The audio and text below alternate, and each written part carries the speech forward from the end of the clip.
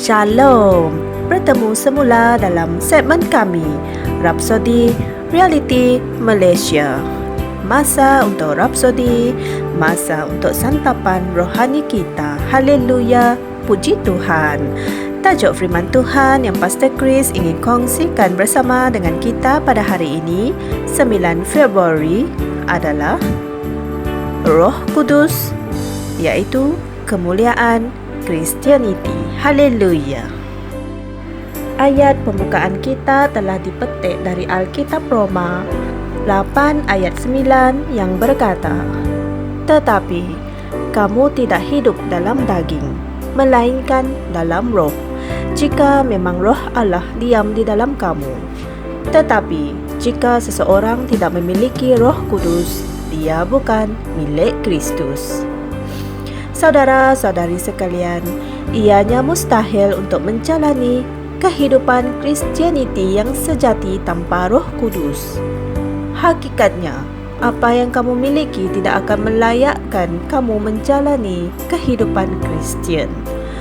Roh Kudus adalah kemuliaan Kristianiti. Haleluya.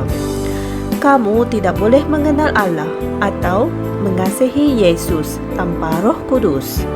Orang Kristian yang tidak mempunyai Roh Kudus terdedah kepada syaitan pada semua serangan, taktik dan manipulasinya.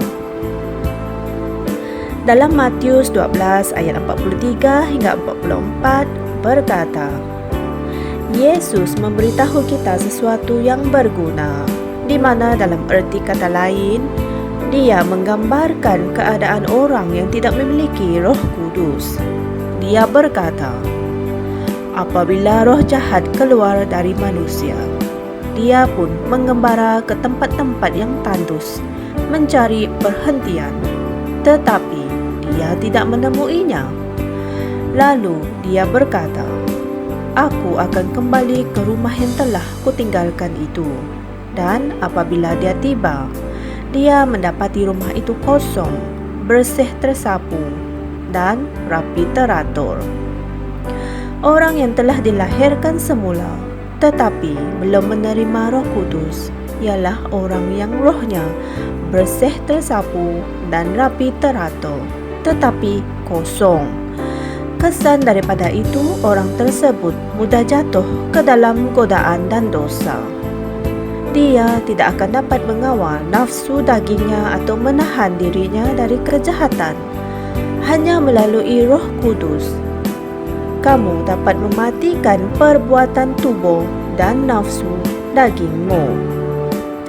Dalam Roma 8 ayat 13 mengatakan, sebab jika kamu hidup menurut daging, kamu akan mati. Tetapi jika oleh roh kamu mematikan perbuatan-perbuatan tubuhmu, kamu akan hidup. Haleluya. Tanpa Roh Kudus, kamu tidak boleh mempunyai perwatakan Kristus. Yesus perlu memiliki Roh Kudus. Para rasul perlu mempunyai Roh Kudus. Kehidupan tanpa Roh Kudus adalah kosong. Sekiranya kamu belum menerima Roh Kudus, lakukanlah ia dengan serta-merta.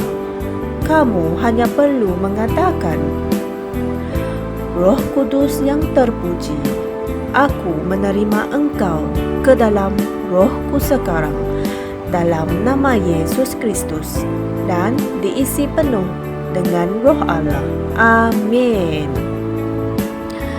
Saudara-saudari sekalian, mari kita sama-sama berdoa.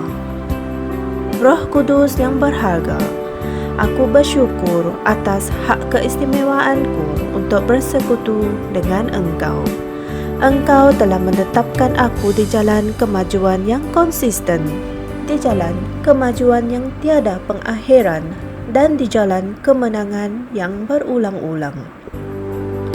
Engkau telah membuahkan hasil dan produktiviti dalam kehidupan aku, yang menjadikan kehidupan Kristianku sebuah perjalanan yang penuh dengan keindahan dan sukacita. Amin.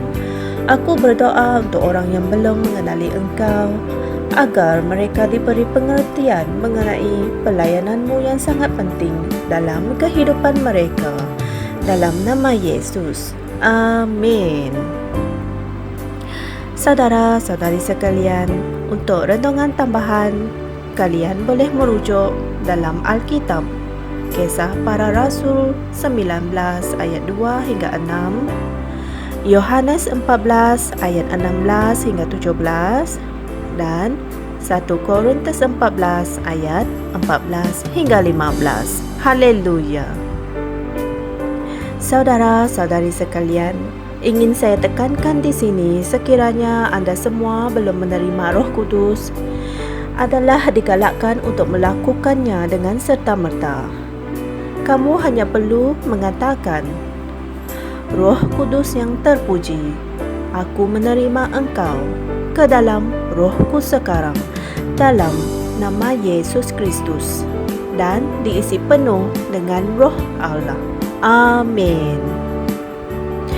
Jangan lupa beritakan Injil firman Tuhan ini kepada semua orang dengan menekan butang like, share, dan subscribe di YouTube channel Rhapsody Reality Malaysia. Jumpa lagi esok. Tuhan memberkati. Kami percaya saudara-saudari semua telah diberkati dengan perkongsian firman dari Rhapsody Reality.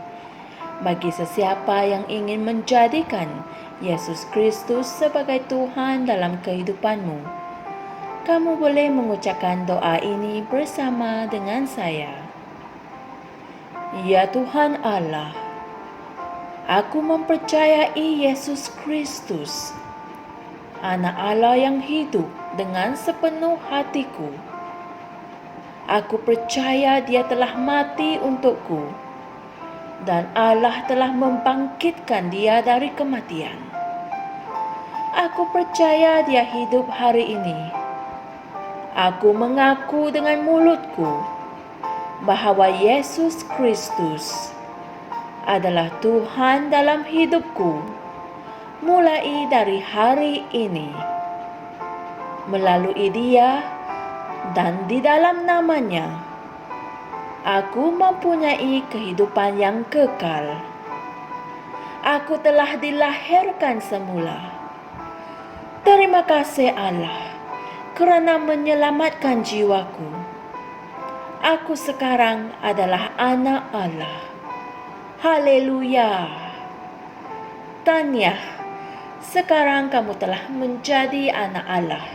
Untuk apa-apa sebarang pertanyaan atau untuk mendapatkan lebih banyak maklumat mengenai bagaimana untuk bertumbuh sebagai seorang Kristian, Anda semua boleh hantar mesej di akaun Facebook kami atau email kami di tni.msia@gmail.com. Sekali lagi, tni.msia@gmail.com. Tuhan berkati Anda semua.